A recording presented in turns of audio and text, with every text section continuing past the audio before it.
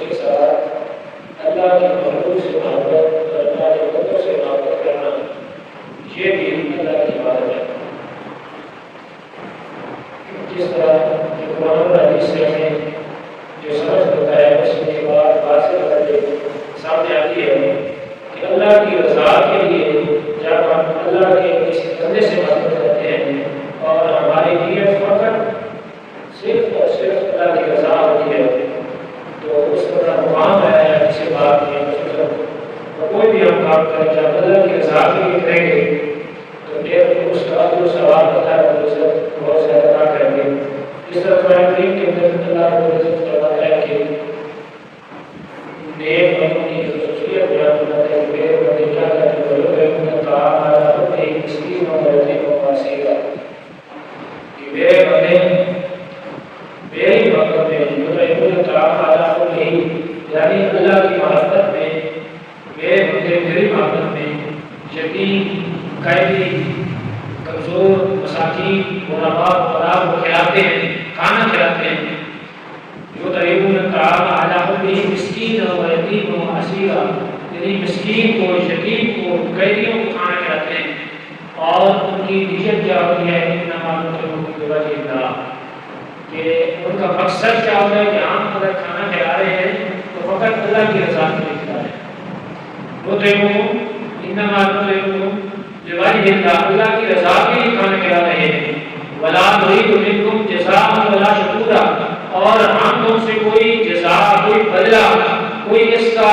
نیک البدل نہیں چاہتے، نہ تمہارے سے کوئی شکر گزاری چاہتے ہیں، نہ تمہارے اوپر کوئی احسان کرتے ہیں۔ یعنی غرباء کو یہ کہتے ہیں کہ انما نطعمکم بوجہ اللہ، کہ ہم تمہیں اگر کھلا رہے ہیں تو فقط اللہ کی رضا کے لیے کھلا رہے ہیں،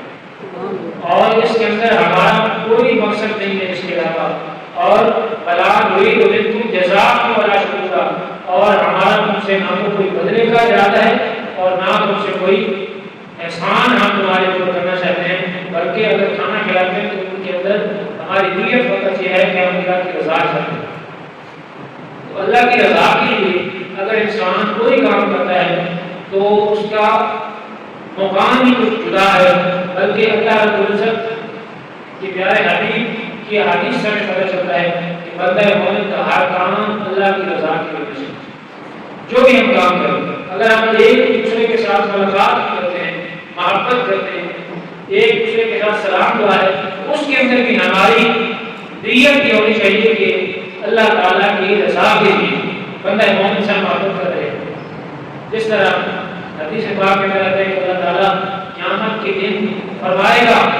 کہ اَيْنَ الْمُتَحَابُّونَ بِجَلَالِي، کہ میرے عزت اور جلال کی خاطر، میرے جلال اور عظمت کی خاطر مجھ سے اور آپس میں محبت کرنے والے کہاں ہیں؟ اَيْنَ الْمُتَحَابُّونَ بِجَلَالِي، یعنی میری جلال کی خاطر آپس میں محبت کرنے والے کہاں ہیں؟ یعنی ایسے لوگوں کو پکارا جائے گا، حدیث پاک کے اندر ایسے لوگوں کو پکارا جائے گا کہ جو فقط اللہ کی رضا کے لیے آپس میں ایک دوسرے کے ساتھ کام کرتے ہیں۔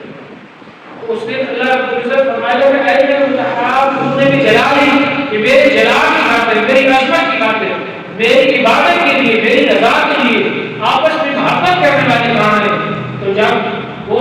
سامنے لائے جائیں گے، اللہ رب العزت فرمائے گا کہ آج الیوم اذلہم یوم لا ظل الا ظلی، آج میں نے اپنے عرش کا سایہ نصیب کروں گا۔ آج کے دن جب کوئی سایہ نہیں ہے، کوئی سایہ نہیں ہوگا سوائے اللہ رب العزت کے عرش کے سائے کے۔ اس دن اللہ رب العزت فرماتا ہے کہ الیوم اذلہم تحت ظلی، کہ آج میں ان کو اپنے سائے، اپنے عرش کے سائے کے نیچے رکھوں گا، اپنا عرش کا سایہ نصیب کروں گا۔ یوم لا ظل الا ظلی، اس دن اللہ کے سائے کے علاوہ کوئی سایہ نہیں ہوگا۔ یعنی جس دن اللہ کے عرش کے سائے کے علاوہ کوئی سایہ نہیں ہوگا، اس دن اللہ رب العزت فرماتا ہے کہ جو میری خاطر آپس میں محبت کرتے ہوں گے ان کو یوم ذلہم یوم ذلہم تحت عرشی، آج میں اپنے عرش کے سائے کے نیچے رکھوں گا کہ لا ظل الا ظلی، کہ آج میرے سائے کے علاوہ کوئی سایہ نہیں۔ تو کتنا بڑا مقام ہے حدیث قدسی کے اندر، حدیث پاک کے اندر یہ واضح ہوتا ہے کہ جو اللہ کی رضا کے لیے آپس میں محبت کرتے ہوں گے، اللہ کی رضا کے لیے آپس میں ایک دوسرے کے ساتھ پیار کرتے ہوں گے، تو ان کو اللہ رب العزت قیامت کے دن اپنے عرش کا سایہ نصیب کرے گا۔ اسی طرح آقا علیہ السلام نے فرمایا کہ من احب للہ وابغض للہ وآطع للہ ومنع للہ فقد استکمل الایمان. حدیث پاک آقا علیہ السلام نے فرمایا کہ من احب للہ، کہ جس نے اللہ کی رضا کے لیے اس نے محبت کی، کسی سے اگر محبت کی تو فقط اللہ کی رضا کے لیے. دنیاوی مقصد نہیں ہونا چاہیے، ہمارے مقاصد کچھ اور ہوتے ہیں. یہ بات ہو رہی ہے فقط اللہ کی رضا کے لیے. ہم کسی کے ساتھ اگر پیار کرتے ہیں، کسی کے ساتھ محبت کرتے ہیں، کسی کو اگر ہم کوئی ریسپیکٹ دیتے ہیں، عزت دیتے ہیں،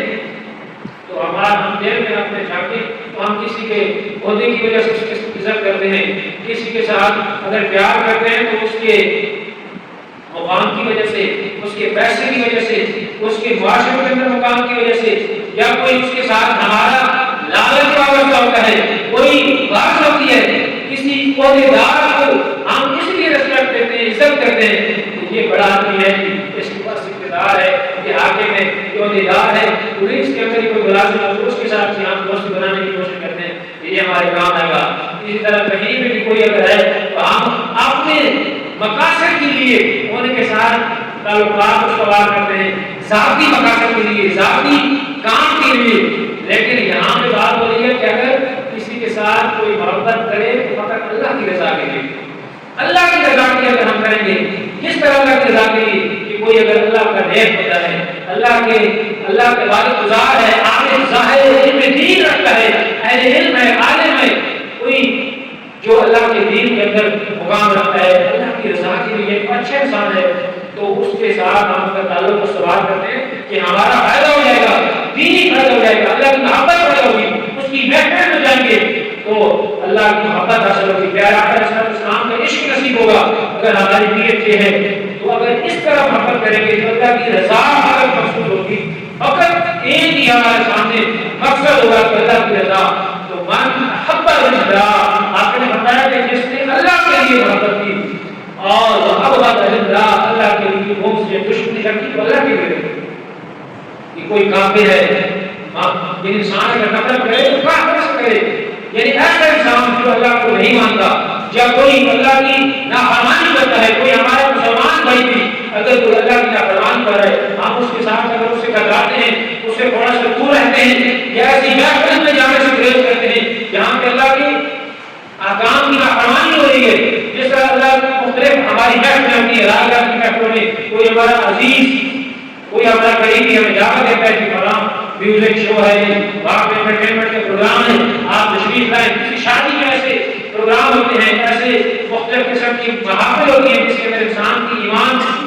کو خطرہ ہوتا ہے، انسان کا نگاہی کے اندر پڑتا ہے، انسان غیر محرم عورتوں کو دیکھتا ہے. رات رہتی محفلوں میں انسان جب دیکھتا ہے کہ مختلف قسم کی جوئے، مختلف قسم کی بہائی اور مختلف پروگرام ہو رہے ہیں، تو ایسی محفل سے انسان اگر اس لیے نفرت کرتا ہے اور اس بندے کے ساتھ تھوڑی سی نفرت کا اظہار اس لیے کرتا ہے کہ تو اللہ کی نافرمانی کرتا ہے، اس کے دعوت سے بھی نہیں جاتا ہے. یہ ابغض للہ ہے کہ اللہ کی رضا کے لیے اگر کسی سے بغض رکھتا ہے، کہ اللہ کی رضا کے لیے اگر کسی سے محبت کرتا ہے تو اس کی اللہ کی رضا کے لیے کرے. من احب للہ وابغض للہ، جس نے اللہ کی رضا کے لیے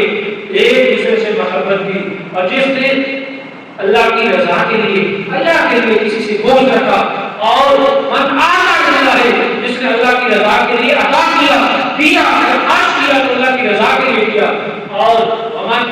مانا للہ، اگر روک کے رکھا، نہ کیا کسی کو اللہ کی مانا للہ، اللہ کی رضا کے لیے روک کے رکھا. اگر اس نے یہ کام کیا تو پھر اس نے کیا کیا؟ استقبل ایمان، وہ ایمان کی اس نے مکمل کر دیا، اس کا ایمان مکمل ہو گیا. کہ جس نے اللہ کی رضا کے لیے محبت کی، اللہ کی رضا کے لیے بہت سے عداوت کی، اللہ کی رضا کے لیے دیا خرچ کیا اور اللہ کی رضا کے لیے روک کے رکھا، تو اس کے بارے میں آقا نے فرمایا کہ فقط استقبل ایمان، اس کا ایمان مکمل ہو گیا. یعنی ایمان کامل ہو گیا اس کا کہ جس نے جو بھی کام کیا اللہ کی رضا کے لیے. تو ہماری زندگی کا مقصد اللہ کی رضا کے لیے ہونا چاہیے. کوئی بھی ہم کام کریں کہ میری زندگی کا مقصد تیرے دین کی سرفرازی، میں اسی لیے مسلمان، میں اسی لیے نمازی، کہ میری زندگی کا مقصد فقط یہ ہو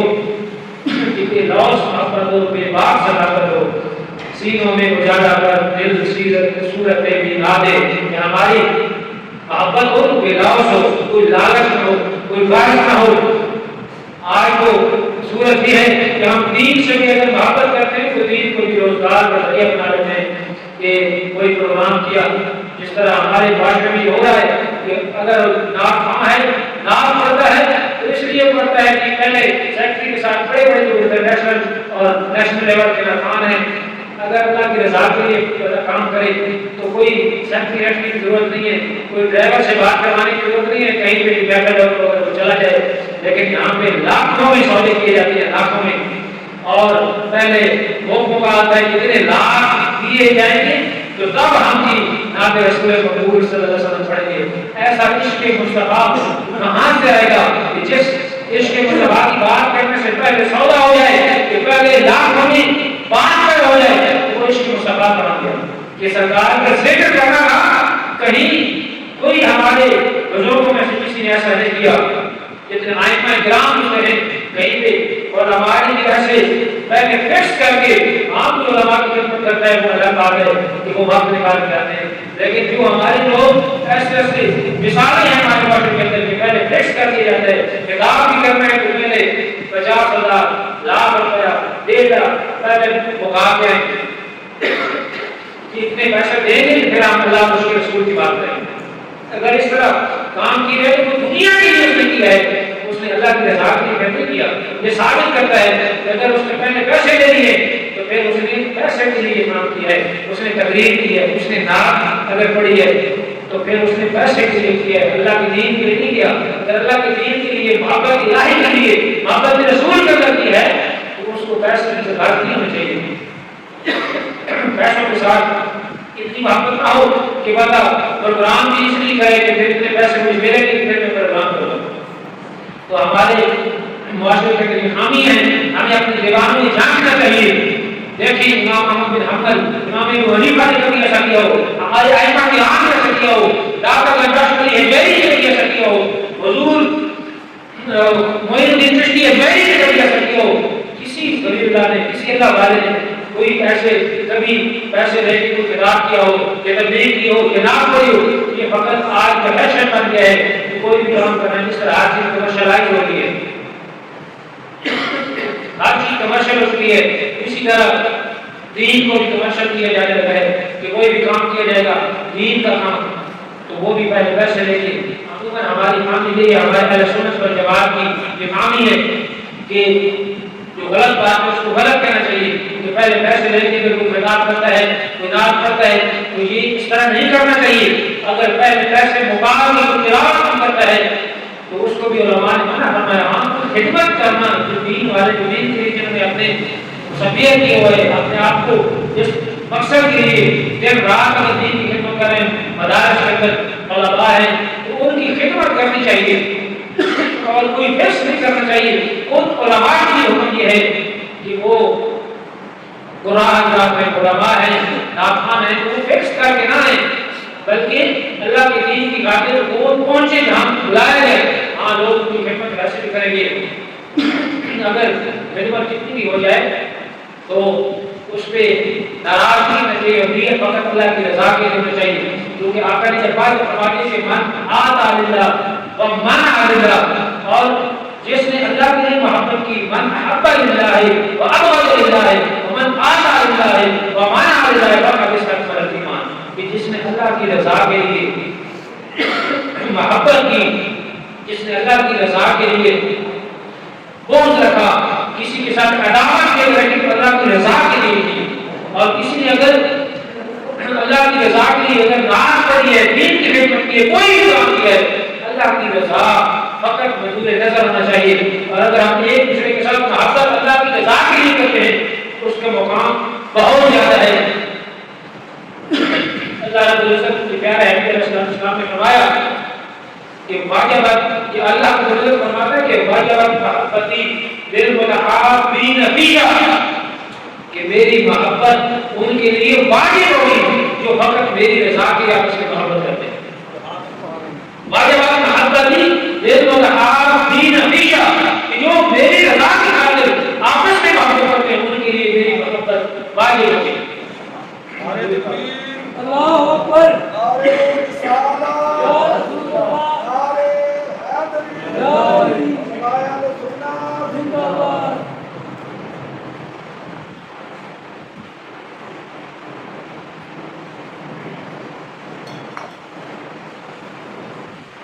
آقا علیہ السلام نے فرمایا کہ واجبت محبت یہ اللہ فرماتا ہے. آقا علیہ السلام نے بتایا کہ اللہ رب العزت فرماتا ہے کہ واجبت محبتی، میری محبت لازم ہو گئی،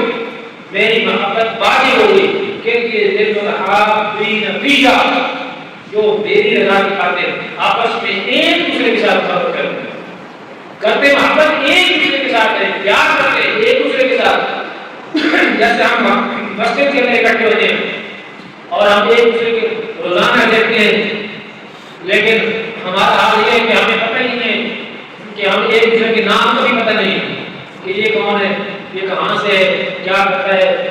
ہم بس یہی شکل سے جانتے ہیں کہ فلاں فلاں شخص ہمارے مسجد میں نماز پڑھتا ہے. سامنے آئے گا تو پہچان لیں گے، کوئی پوچھے گا وہ فلاں آدمی کوئی ہے کہ نہیں. ہماری حالت یہ ہے کہ ہم بتانے کے قابل نہیں ہیں کہ بعد میں پتہ چلے کہ وہ میرے ساتھ نماز پڑھتا ہے. نمازیوں کے ساتھ محبت، جماعت کے ساتھ محبت، جماعت کے ساتھ نماز پڑھنے کا ایک فلسفہ یہ بھی ہے کہ ہم ایک دوسرے کے ساتھ محبت کریں. ورنہ نماز گھروں میں نہیں ہو سکتی، نماز گھر میں بھی ہو سکتی ہے، لیکن فرض نماز کو جماعت کے ساتھ، اس طرح کا اسلام نے فرمایا کہ گھروں کو بھی قبرستان نہ بناؤ. یعنی نوافل اور سنتے گھروں میں پڑھنے کی زیادہ فضیلت ہے کہ بندہ سنتے بھی پڑھ جائے، نفل بھی گھر میں جا کر پڑھے. یعنی قبرستان نہ بناؤ سے مراد یہ کہ گھروں میں بھی نماز ادا کرو، لیکن مسجد کے اندر نماز پڑھنا، جماعت کے ساتھ پڑھنا، اس کا 27 گنا زیادہ ثواب ہے جماعت کے ساتھ. اس طرح پر اسلام نے فرمایا کہ میرا دل کرتا ہے کہ میں بلال کو حکم دوں کہ اذان دے اور پھر میں جاؤں لوگوں کو دیکھوں. لیکن وہ صحابہ کرام کے بارے میں آقا السلام فرما رہے ہیں، اس وقت صحابہ کرام نہیں تھے نماز پڑھنے والے. آقا فرما رہے ہیں کہ میں چاہتا ہوں کہ میں بلال کو اذان کا حکم دوں اور پھر میں مصلی امامت میں کسی اور کو کھڑا کروں اور میں جا کے دیکھوں کہ جو لوگ گھروں میں ہیں اور گھروں میں نماز ادا کر رہے ہیں اور مسجد کے اندر آ کے جماعت کے ساتھ نماز ادا نہیں کرتے، میرا دل کرتا ہے کہ میں ان کے گھروں کو جلا دوں. اس قدر وحی آئی ہے کہ آقا علیہ السلام رحمۃ للعالمین ہیں. اور کن کے بارے میں فرمایا جا رہا ہے؟ اگرچہ صحابہ کرام ایسے نہیں تھے کہ وہ گھروں میں نماز پڑھیں، آپ ایک اہمیت بتا رہے ہیں. صحابہ کرام کو آقا علیہ السلام کے اوپر جان نشان کرنے والے تھے کہ آپ نے ہماری تربیت دکھاتے یہ ارشاد فرمایا کہ اگر کوئی نماز مسجد کے اندر نہیں پڑھ رہا اور جماعت کے ساتھ نہیں پڑھ رہا تو میرا دل کرتا ہے کہ میں راؤنڈ لگاؤں معاشرے کے اندر، سوسائٹی کے اندر، اس یعنی آس پاس گھروں میں جاؤں اور دیکھوں کہ اگر کوئی گھروں کے اندر اپنے گھر میں نماز پڑھ رہا ہے، جماعت کے ساتھ نماز ادا نہیں کر رہا، فرض نماز، تو میں ان کے گھروں کو جلاؤں. یعنی اس کا وحی آئی ہے. تو ہمیں نماز با جماعت ادا کرنے کے اندر پھر 27 گنا زیادہ ثواب رکھا گیا ہے. تو اس لیے رکھا گیا ہے کہ دیگر مسائل اور ثواب اور دیگر فلسفے بھی ہیں، لیکن ایک فلسفہ یہ بھی ہے کہ مسلمان آپس میں ایک دوسرے کے ساتھ محبت کریں. واجبات محبتی نے تو تحابین فیہ، کہ جو میری رضا کی خاطر آپس میں محبت کرتے ہیں ان کے لیے اللہ فرماتا ہے کہ میری محبت واجب ہوگی. اور فرمایا کہ والمتجالسین فیہ، میری رضا کی خاطر اگر وہ مجلس جما کے بیٹھے ہیں، محفل جما کے بیٹھے ہیں، اس کے اندر گفتگو میری رضا کی خاطر ہے. مسجد کی کوئی کمیٹی بیٹھی ہے، کوئی محفل سجا کے بیٹھے ہیں، کوئی 11ویں حدیث کی محفل ہے، کوئی ولادت مصطفیٰ کی محفل ہے، کوئی جشن ولادت مصطفیٰ کی محفل ہے، ذکر مصطفیٰ کی محفل ہے، ذکر خدا یا ذکر رسول کی محفل ہے. یعنی اللہ کی رضا کے لیے یہ مختلف طریقے ہیں کہ اگر والمتجالسین فیہ، میری رضا کی خاطر وہ جلسہ کر کے بیٹھے ہیں، میری رضا کی خاطر وہ گفتگو بھی کر رہے ہیں، آپس میں باتیں بھی کر رہے ہیں، تو ان کا مقصد یہ ہے کہ اللہ کی رضا کی خاطر اللہ کی باتیں کر رہے ہیں. مسجد میں جس طرح بیٹھ جاتے ہیں، دنیا کی نہیں اللہ کی باتیں کر رہے ہیں، اللہ کی دین کے لیے، مسجد کے لیے اور قرآن کی بات ہو رہی ہے، کوئی مشاورت ہو رہی ہے. والمتجالسین فیہ، اگر میری رضا کے لیے اگر کوئی بیٹھ بھی گئے ہیں تو ان کے لیے بھی واجب ہے محبت، ان کے لیے بھی محبت واجب ہے.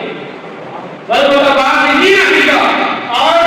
فرمایا کہ جو میری رضا کی خاطر ایک دوسرے کے اوپر خرچ کرتے ہیں ان کے لیے بھی میری محبت واجب ہو گئی. اس قدر آقا علیہ السلام نے وضاحت فرمائی کہ ایک دوسرے کے لیے ایک دوسرے کے ساتھ محبت کرنا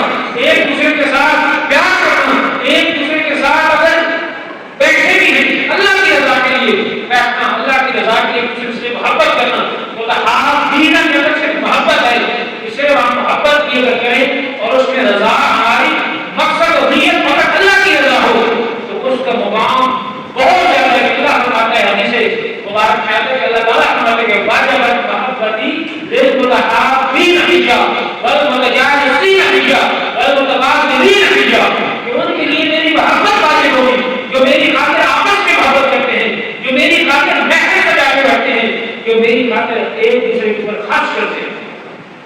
اتنا زیادہ مقام ہے حدیث پاک میں، صحیح مسلم شریف کی حدیث ہے کہ آپ نے صلی اللہ علیہ وسلم نے فرمایا ایک بندہ جا رہا تھا، ایک بندہ، یعنی آپ صلی اللہ علیہ وسلم نے ایک تشبیہ کے انداز میں فرمایا کہ ایک بندہ جا رہا تھا اور کسی دوسری دریا کے اندر، بستی کے اندر وہ جا رہا تھا اور کسی اپنے مسلمان بھائی سے ملاقات کے لیے جا رہا تھا۔ اللہ رب العزت نے فرشتے کو راستے میں بھیج دیا کہ جا، فرشتے نے جا کے اس کے راستے میں کھڑا ہو جاتا ہے، اور جب وہ بندہ اس فرشتے کے بندے کی شکل میں فرشتہ کھڑا ہے، وہ بندہ جو کسی بھائی سے ملاقات کی جا رہا ہے، وہ جب اس کے پاس سے گزرتا ہے، فرشتے کے پاس سے فرشتہ انسانی شکل میں پوچھتا ہے کہ کہاں جا رہے ہو؟ وہ آدمی کہتا ہے کہ میں فلاں بستی کے اندر ایک شخص سے ملنے کے لیے جا رہا ہوں۔ تو فرشتہ سوال کرتا ہے کیا میرا کوئی اس کے اوپر احسان ہے، کیا میرا کوئی لین دین ہے، کوئی قرض ہے، کوئی احسان ہے اس کے اوپر کہ تو وہ چکانے کے لیے، تم سے لینے کے لیے جا رہا ہے، نبھانے کے لیے جا رہا ہے؟ تو آگے کہتے جواب دیتا ہے وہ شخص کہ نہیں، اس کے ساتھ میرا کوئی تعلق نہیں ہے، میں اگر اس سے محبت کرتا ہوں تو فقط اللہ کی رضا کی وجہ سے پیار کرتا ہوں، اللہ کی وجہ سے محبت کرتا ہوں۔ تو فرشتہ اللہ کے حکم سے کھڑا ہے، فرشتہ کہتا ہے کہ مجھے اللہ نے بھیجا ہے۔ حدیث پاک کے اندر آتا ہے کہ فإنی رسول اللہ الیک، کہ میں اللہ کا پیغام بار بن کر، قاصد بن کر تیرے پاس آیا ہوں۔ رسول کا مطلب ہے قاصد، اس لیے اللہ کے پیغمبر بھی رسول کہلاتے ہیں، اللہ کی طرف سے قاصد بن کر آنا۔ انی رسول اللہ الیک، میں اللہ کی طرف سے قاصد بن کر تیرے پاس آیا ہوں۔ اور اللہ تعالیٰ فرماتا ہے کہ اگر تو فقط اس کے ساتھ اللہ کی رضا کے لیے میری خاطر تو اس سے محبت کرتا ہے، تو اللہ تعالیٰ فرماتا ہے کہ میں بھی تجھ سے اسی طرح محبت کرتا ہوں، تو میں بھی تجھ سے انی احبک فی، کہ میں بھی تجھ سے اسی طرح محبت کرتا ہوں۔ اس حدیث پاک سے یہ وضاحت ہمارے سامنے واضح ہو جاتا ہے کہ اگر ہم کسی کے لیے، کسی کے ساتھ پیار کرتے ہیں، کسی کے ساتھ محبت کرتے ہیں، فقط ہمارا مقصد اللہ کی رضا ہو یا اور مقصد نہ ہو، تو اس کے اندر بھی اللہ رب العزت نے اتنا مقام رکھا ہے کہ اللہ رب العزت اس شخص سے پیار کرتا ہے، محبت کرتا ہے۔ تو ہماری زندگی کا مقصد اللہ کی رضا اور اللہ کی عبادت ہے۔ وما خلقت الجن والانس الا لیعبدون، میں نے انسانوں اور جنوں کو فقط اپنی عبادت کے لیے پیدا کیا ہے۔ اور اللہ کی عبادت کے مختلف طریقے ہیں کہ اللہ کی مخلوق کے ساتھ پیار کرنا یہ بھی اللہ کی عبادت ہے، ہر مخلوق کے ساتھ پیار کرنا بھی اللہ کی عبادت ہے، لیکن اگر اللہ کے بندوں کے ساتھ فقط اللہ کی رضا کے لیے ان کا احترام کرنا، پیار کرنا، ان کی دل آزاری نہ کرنا، ان سے پیار محبت سے بات کرنا، نرم لہجے میں بات کرنا، زبان ایسے نہ چلانا کہ اس کے دل کے اوپر چوریاں کرنے لگے، ایسے اسے گالی نہ دینا، اس کے ساتھ پیار محبت سے پیش ہونا، یہ